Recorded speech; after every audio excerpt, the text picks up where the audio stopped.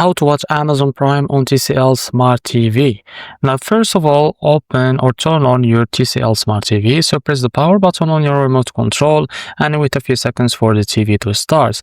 And after that, go to the home screen. So press the home button on your TCL remote and look for the Amazon Prime Video app. So check if you already see the Prime Video app on the screen. If you see it, move to the app using the arrow button on your remote. So after that, install Prime Video. If it is not already installed, if you don't see the Prime Video, so go to apps and now go to search, and you can now on your TV's home screen type the Prime Video using the on-screen keyboard and select the app from the search results and choose install or add channel and wait a few seconds. And now after that, open the Prime Video app. So once it's installed, open the Prime Video app and sign into your Amazon account. So now you use your remote to select the sign in, and now you will see a screen with a QR or code or a login screen.